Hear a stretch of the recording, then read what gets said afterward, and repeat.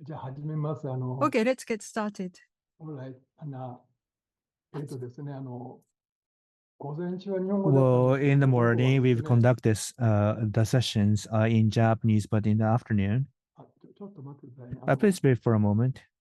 英語が聞こえてしまうんで、I am now hearing English あの、 translation. ですね、多くの皆さん方に日本語で喋ってもらいたいので、 Well, but 私 we はです would ね like to have many ヘンリクさんをですね participants to speak in Japanese. 日本語で紹介しますね。 Therefore, if I may, I would like to introduce Henrik-san ロイヤ in ル・スウェーディッシュ・アカ Japanese デミーなんです for ね。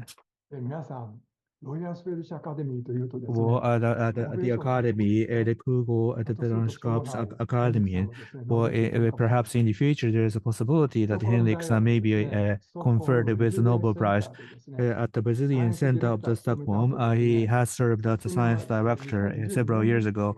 I 日 think 本 that で was すね、 back in 2022. 人新世というの He actually アントロポシーン had のかな established 初めての the データを very first, 説 sorry, 明されました。 excuse me, 彼はで he すね、 had 行動生態学と participated 海洋 in 生態学 establishing を含めてですね、 Anthropocene at the lab 世界レ and ベル has の become the さ very らに first 研究者です。 director.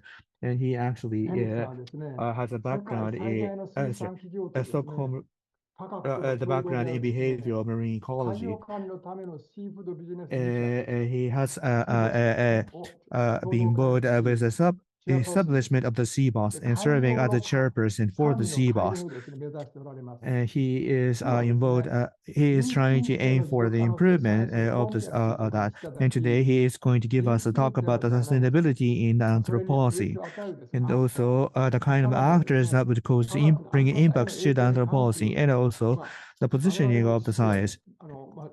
どうなっているのかについてですね、展望していきたい So なと。 that is what he そ is の後 going で to すね、 share 全 with 国の us. ですね、 And 2つの研究の there パワー are で、 two さ research らにはですね、ア programs ート、 in the アート center, と and の he is 関わり合い also 方 going に to つい give て us で a すね、ご talk 紹介 about い the ただきます。 involvement of the arts アンスロポ at シ the ン社 same 新し time. いサイエンスのあり方をで So すね、 he is going to 国 give 際 us a にとっ talk て広が about り続ける考 sustain. えをですね、 He 伺 is いたい going と to 思い share ま with す。 us about ヘンリク the さん、 Anthropocene lab. And he, over to the floor is you. all yours, please.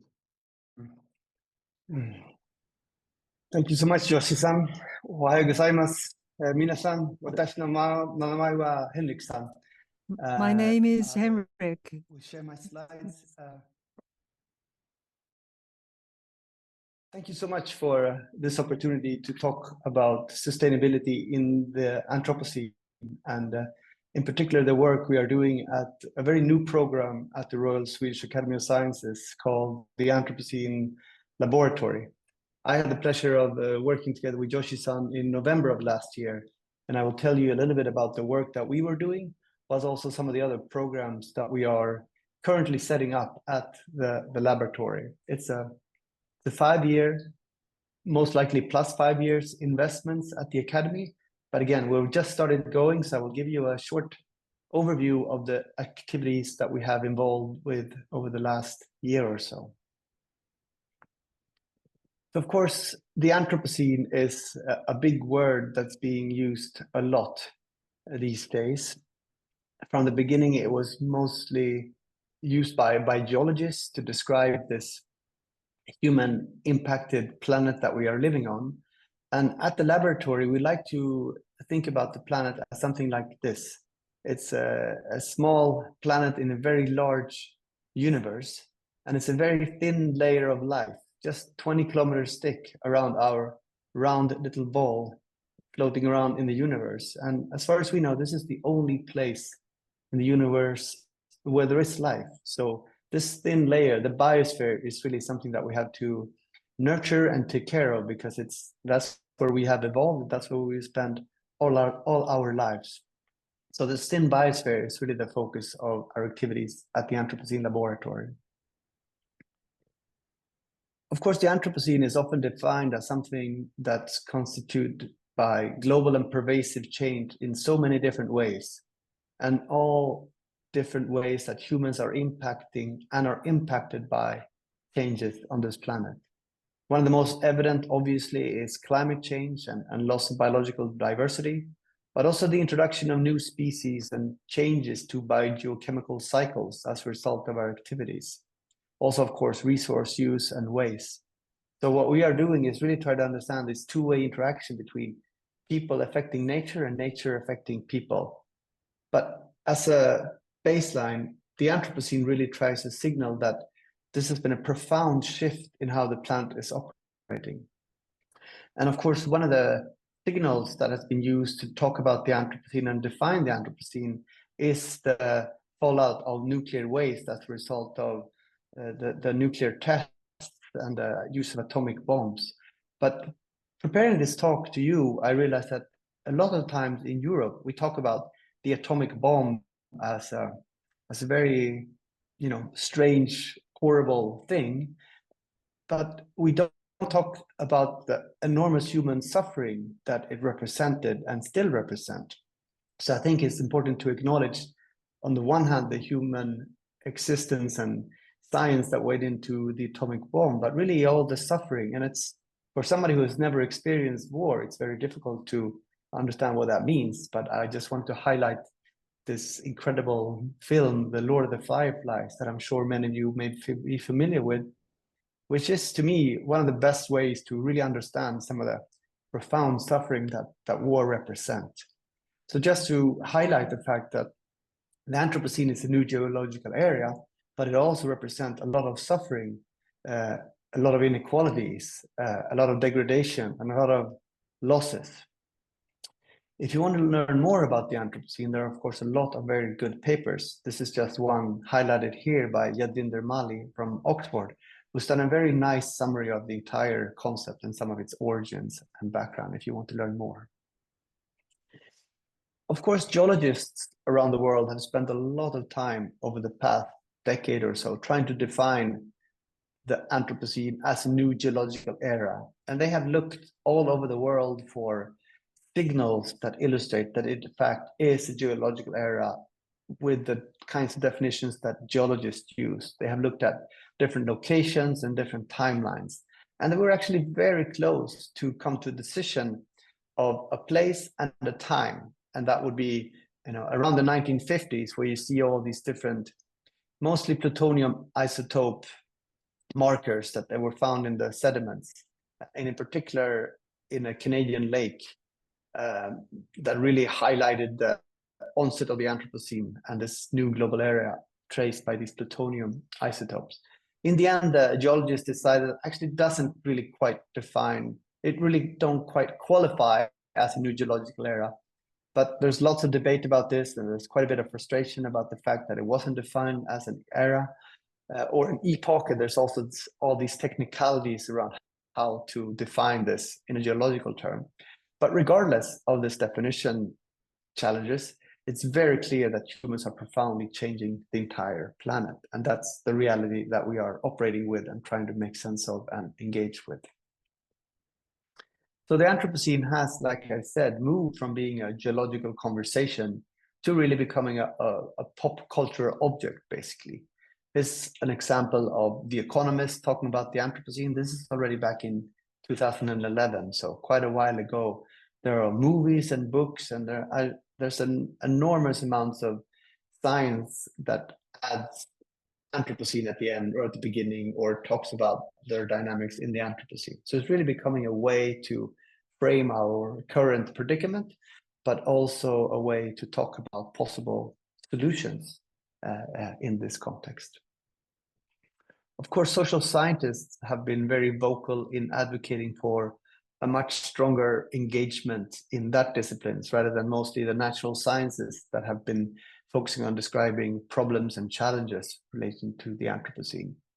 And of course, the Anthropocene has social, political, and philosophical consequences.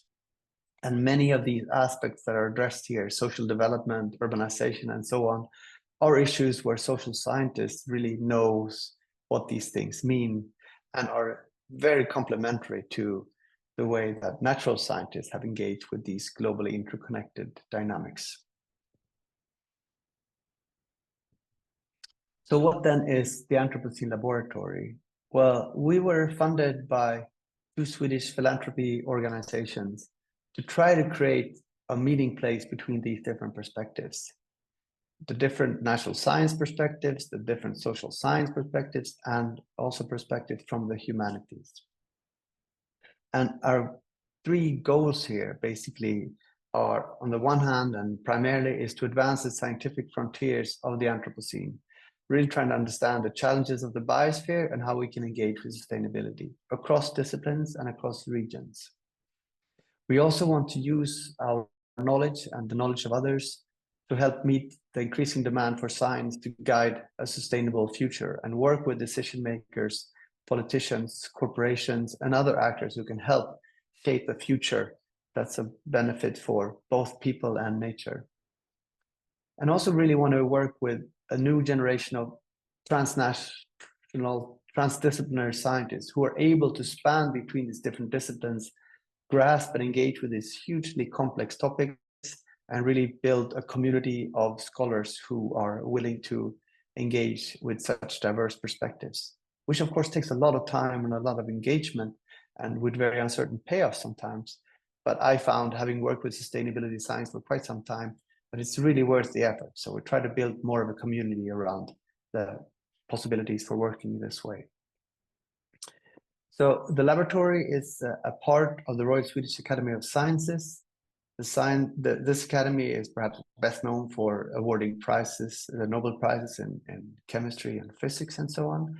And it has a very strong and long tradition of engagement with the natural sciences. So it's exciting that this academy really now wants to engage with and embrace very different scientific perspectives, and try to also be more of an active change maker in society, not just gathering scientists, but also gathering other actors that can help drive change. So it's a big change for the academy to engage in a program like that, and of course an incredible privilege to be part of that and be able to help develop that.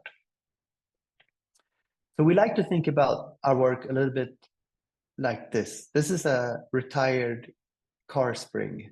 It's one of those shocks that keeps your wheels moving if the road is uneven. I think it's quite beautiful if you look at it, but it's also a bit rusty perhaps, and it's not sure what you can use it with for. I mean, of course, it's like a really high grade material. It's something that a lot of knowledge and skill and temperature and tools have been used to shape. And it's probably served very well in supporting this car and taking people to places. So it's a very fine piece of very basic functionalities for society. And I like to look at this as the raw material that we want to use when we develop our science. And I like to look at this car spring as a metaphor for all the science that humanity has developed to date. And what we want to do is maybe think about how can we use all this knowledge, all this capacity, all these skills, all this cooperation, and shape it and mold it into something that's suitable for the Anthropocene and that can help guide a future. So here is a knife that is made from exactly that car shock that you saw, together with a sculpture, a friend of mine, and my son. So basically a guy born in the early 40s, and me born in the 70s, and my son born in 2002, together reshaped this car shock into this quite nice knife, I think, under the guidance of the master, Francisco Gacitua, the sculptor, and also adding some new materials, building on the skills that Pancho Francisco had as a sculptor, but also building on the needs my son has, working at an izakaya in Stockholm at the time, who really needed a nice, very sharp, very high-grade steel knife. So try to understand how you can bring knowledge and materials into new needs and new generations. So that's a bit of a metaphor for how we would like to think about these things. Of course, there are many other institutions in the world who try to bring together disciplines, try to create synthesis, try to advance knowledge, try to engage with practice. And here are just some logos of institutions that have been very inspirational for us in setting up the laboratory. So the NC is the Natural Center for Ecological Analysis and Synthesis in Santa Barbara in the US, has really been fundamental for bringing things together. I'm an ecologist, and I read so many articles from the NC's Institute because they really provide a baseline for an understanding of systems ecology that I'm interested in. The Santa Fe Institute is a complexity institute with has really shaped a lot of the thinking that my colleagues and I have, and has also been a source of inspiration, as has the CSynC, a National Environmental Synthesis Center. All these three are based in the US. The Stanford Center for Advanced Sciences and in Behavioral Studies, CASPS, is another social sciences institute that's been around since the last 50 years and really has been shaping many of the thoughts that we have today when it comes to how society works. Everything from Kahneman's books and things like that are based on people being working as sabbatical there. The South American Institute for Resilience and Sustainability is the CERS Institute in Uruguay, something that I've been privileged to engage with for the last 10 years, and that really works very closely together with artists. And it's also there where I met the Chilean sculptor that I mentioned that helped shape that knife on the earlier slides. And then, of course, those three Stockholm-based institutions in the end here that really tries to engage with some of these globalization challenges from an economic and social and trade perspectives. So adding one more institute into this mix, the Anthropocene Laboratory now tries to find its identity and its purpose and how it can collaborate with and add to existing efforts.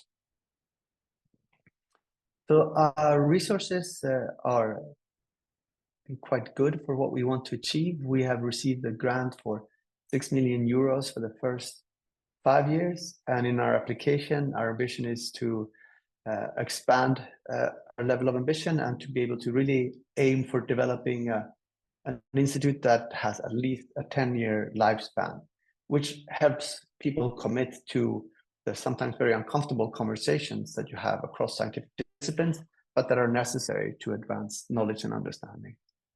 Again, 2 Swedish foundations are supporting us, the Marianne and Marcus Wallenberg Foundation, which is Social Sciences Foundation, and then Marcus and Amalia Wallenberg's Foundation, which is more focusing on the humanities. I think you have funding from social sciences and humanities at an institution that's a national science-based institution, I think helps us create some credibility in all these different communities that we are trying to bring together here. So our vision then is a revitalized Anthropocene biosphere. And those may sound like very sort of strange words, but we really want to think about ways to make this thin layer of life, well, to the small extent that we can influence that, of course, revitalize and think about ways to look into the future and develop strategies to help develop a more thriving biosphere. So the biosphere is not just the plants and animals, but it's us. We're organic creatures as well, and we're dependent on all these amazing resources that the biosphere provides for us. And I will just give you a few seconds to read this, or maybe I actually will read this in English for the translation to have a go at that. The mission of the Anthropocene Laboratory is to advance understandings of the intertwined biosphere and to leverage this knowledge to identify and enable a novel pathway towards a sustainable and just future. Through respectful dialogue and interdisciplinary collaboration, we explore creative approaches that integrate perspectives from the natural and social sciences, humanities, arts, and other fields of knowledge. Our aim is to catalyze positive change and inspire a future where our relationships with the living planet are revitalized. And I realize these are things that I have said to you already, but I still want to emphasize that we have this formal vision and we have this formal mission and we have these formal tasks to fulfill that our funding agency really wants us to engage with, and that are also giving us very substantial freedom to engage with these topics, which of course we're very grateful for. So basically we're trying to create this open, free thinking space. And it's sometimes challenging to talk about the need to stop and think, because in science we try to be always efficient, always productive, always something. And sometimes we're a bit focused on the short term and the wrong things. So we want to try to create an open thinking space where we can engage more with the long term and hopefully the right things. So I think this image perhaps illustrates the environment that we want to create. And I realize that this sounds like flaky and silly, but I think so far we have really been able to use this space in a way that I feel is very, very productive. And I will come back to why I think so in just a minute. So here are my colleagues. Dianti and Chelsea are both postdocs, and they lead one research track each. Dianti is from Indonesia, and Chelsea is from the Netherlands. Then Andy and Cynthia are research assistants who are supporting Dianti and Chelsea in their work. Andy is from England and Cynthia from Mexico. Keiichiro from Japan, obviously, is our coordinator. And then we have Oscar, another guy from the UK, and Francisco from Colombia, who's been visiting scientists supporting us here. Then we have Juan, Caroline, Lan, and Peter as our mentors, who are very engaged in the other Stockholm-based institutions that I mentioned, Stockholm Resilience Center, the Bayer Institute, and so on. So they already have lots of knowledge in this field and lots of international networks that they are bringing in to support and mentor our postdocs and our research assistants and our visiting scientists. And then Carl Folke to the bottom left there, who is the chair of our scientific committee, who was the founder of the Stockholm Resilience Center. He's a member of the National Swedish Academy of Scientists, and he's a very well-cited scientist in this field and an incredible mentor and supporter of this work. He was also the person who led the application to these foundations together with Hans Ellegren, the Secretary General of the Swedish Academy of Sciences. So this is the team, and we are trying to coordinate this work, and we are working very actively to mobilize lots of colleagues internationally to collaborate with us. These are sort of our sounding board, our scientific committee: Gretchen Daly from Stanford, Karen O'Brien from Oslo, Patti Balvanera from UNAM in Mexico, Sander van der Loo, Santa Fe Institute and presently based in France, and Martin Scheffer from Wageningen in the Netherlands. So this is a starting point for our scientific committee that we hope to build up over time. So again, we're a very new organization. We just had our formal inauguration in February of this year. We had the pleasure of listening to some absolutely incredible music. You can see there at the bottom right, that's the Bayer Hall at the Royal Swedish Academy of Sciences. That was packed with people who were very engaged in these topics and were supporting us. And at the bottom, at top right there, you have the Swedish Crown Princess in the middle, who were attending the seminar and who's a keen supporter of sustainability issues. And to her right, you have Hans Ellegren, the Secretary General of the Academy, and to her left, Carl Folke, our chair. So that's a bit of the institution and the background. And now I want to switch over to some of the substance, the topics that we are working on. So from left to right, these images represent first the Empirics of Hope, one of our first research tracks. The middle image represents the intertwined biosphere of these tangled relationships that are unfolding every second, every day, everywhere on this thin biosphere. And the image to the right is an illustration of our engagement in connecting sciences and arts for a better understanding and a different kind of engagement with these challenges. So first of all, then, the Empirics of Hope. It's led by our colleague Dianti Ningrum, and it's really trying to look at what are the reasons to be hopeful in the Anthropocene. Of course, when you talk about sustainability, and it's very common that you hear conversations about the global sustainability crisis, and it comes in many shapes. It can be starvation, migration, wars, pandemics, protests, disinformation, melting glacier, collapsing stock markets, forest fires, all these horrible, horrible things that are unfolding all over the world, everywhere, and seemingly at an accelerating pace, which can be quite heartbreaking and quite easy to lose hope and quite easy to just say that, you know, there's nothing really that I can do about this. I just wonder if I should have children. I wonder if I can eat this food. I wonder if I can make this trip. I wonder what the world will be like when I grow old. And I think we all have these days, and I think we all need to go to these challenging places, and also to feel out how difficult it is, and how challenging it is, and how unfair the world is, and how horrible our outlooks are.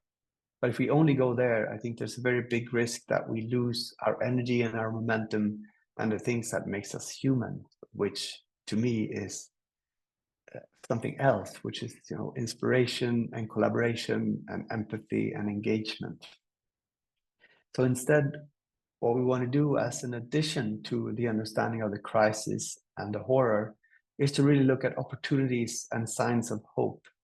And I think when you say hope, everyone thinks about it differently.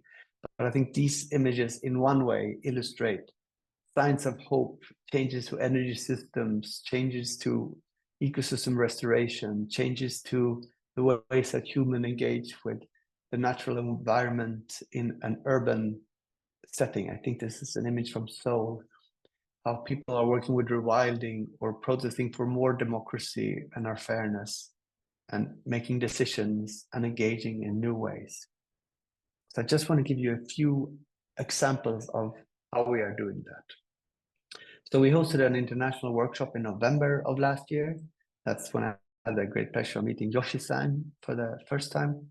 We spent a lot of time, thinking about who are the experts that we would really love to bring together, and what are the perspectives that we really need in the room, what are the disciplines, and what are the regions that we want to have represented here. So we were very excited when basically everyone we invited said, yes, we would love to participate. And this workshop then was followed by a number of online meetings during 2024, where we have tried to lay the foundation for a framework for how to work with hope. So as you can see here, we engage natural and social scientists, people from humanities and indigenous scholars from many, many different geographies. And then we also hosted a public seminar in relation to this workshop. So some of the things that we were talking about there were some of these like information on specific individual observations that made us hopeful. So for instance, the amount of operating and planned coal plants fell in 2022. And these are also information that's come through our desktop research.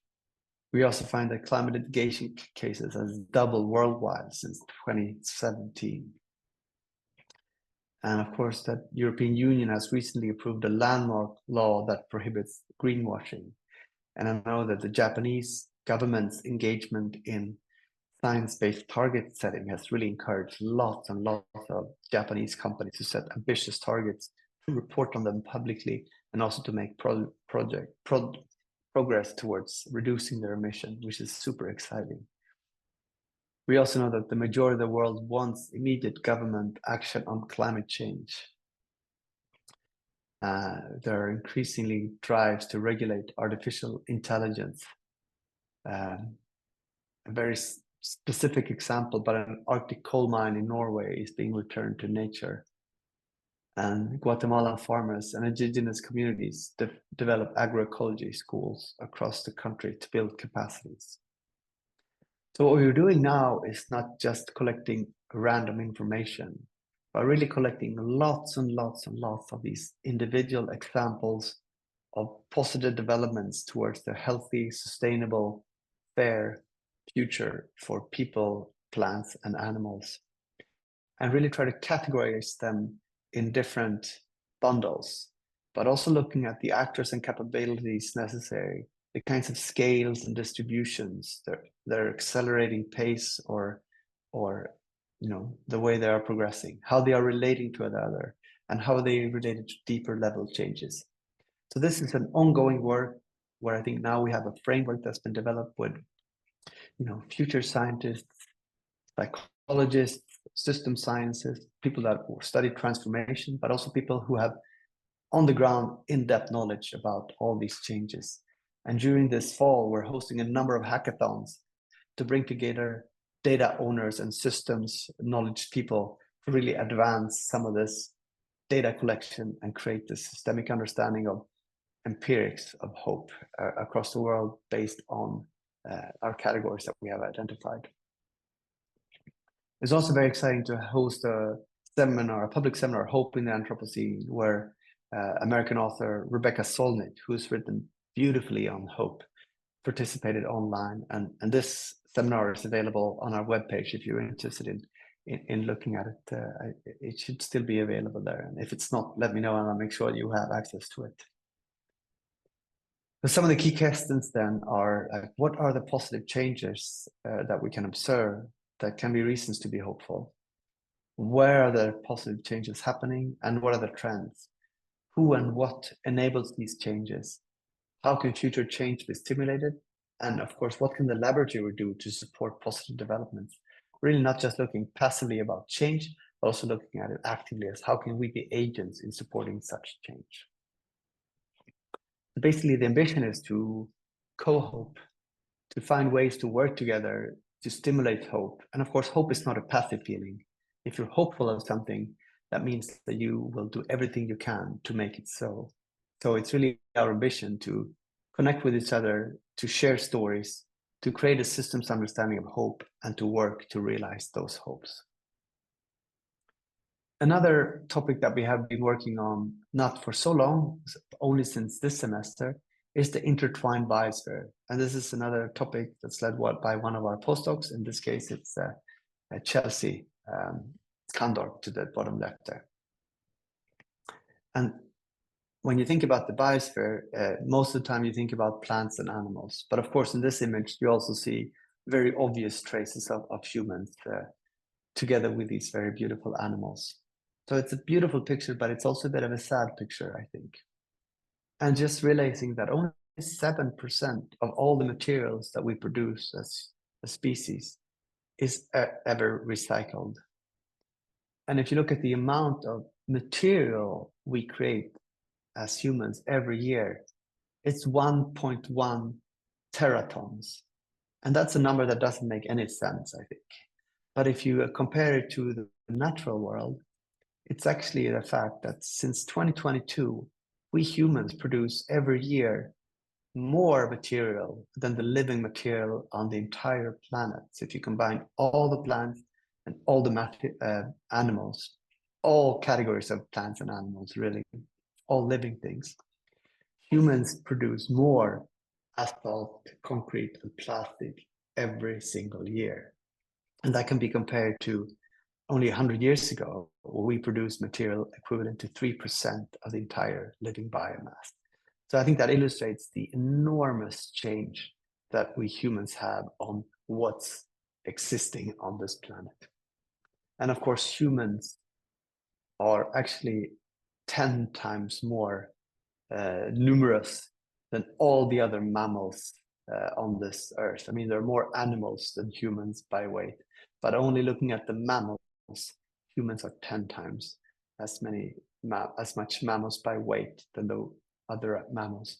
And if you combine human biomass with the biomass of our mammals, our livestock, our cows and goats, that's actually 94% of all mammals on the planet.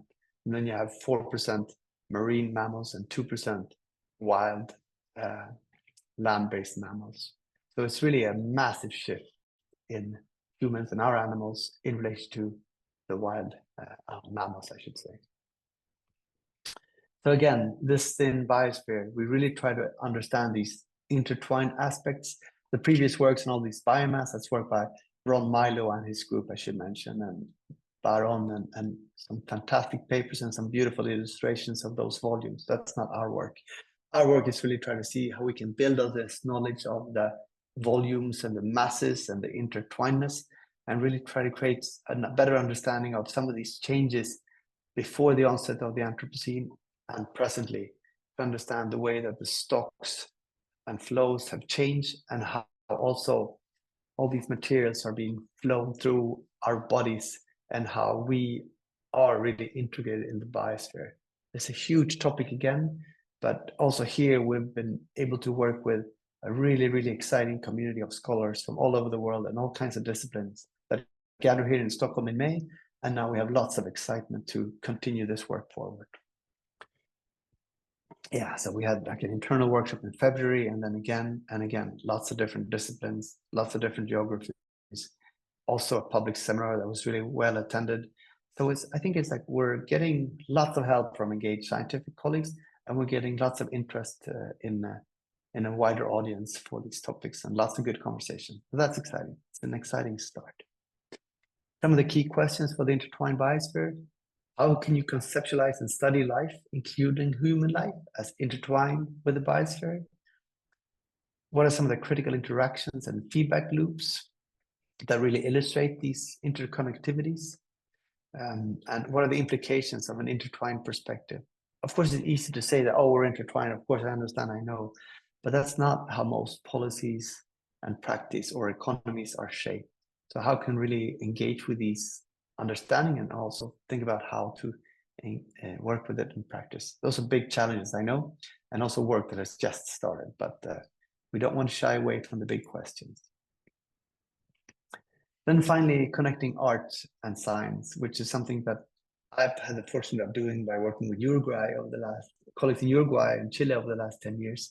But to me, it's really something that inspires and engages, and it helps me think completely differently about the world. And it also helped me to, just write and think more freely. So we want to see if artists can inspire scientists, and if scientists can inspire artists, and if we together can develop something exciting. These flags is something that a Chilean colleague, Angela Leible, developed a workshop where the basic instructions were not to think at all, but only to try to see if we can find the wind. Illustrate and work with and play with the wind was the instructions, and we had these long sheets of fabric that a large group of scientists and artists worked with over 4 days in the Andes. And this work resulted in a book, Art and Science Chile 2023, that I would really encourage you to take a look at if you're interested in these things. It includes everything from personal writing of the experiences of engaging with the wind, but there's lots of very creative people who are involved in this process. So there's photography, poetry, mathematics, lots of different observations from biologists and artists, sculptors, painters, and so on, that really gather around the topic of the wind and try to communicate what they learned from the interaction with the wind and with each other. I have a few copies of this left, and if you're really interested, I can send you a hard copy of this book, but it should also be available for download as a PDF on our webpage. But please let me know if you're interested in this first publication from the Anthropocene laboratory that came out last year. We've also worked quite a lot with a Norwegian artist called Tone Bjordam. And this is an illustration of, it's a snapshot of a film that she has made together with Martin Scheffer, one of our scientific advisors. Martin has worked a lot with tipping points and future scenarios, and he produced a paper a few years ago with Carl Folke and many other colleagues that looked at a very dark future, at a very bright future, and a very something in between future. And this film by Tone illustrates how these futures are unfolding by using an upside down aquarium, dripping different colors in the aquarium, creating beautiful shapes and movement and mystery. So if you go to Tone Bjordam's webpage, you will be able to find this film, Critical Transitions, or there's a whole bunch of beautiful films that really illustrates futures in a different ways than I think normally scientists definitely would. But I think it's quite inspiring to think about, this is also combined with Martin's music. So it's quite beautiful sort of reflection on possible futures. We're also working with a Stockholm-based artist group called Goldin and Seneby.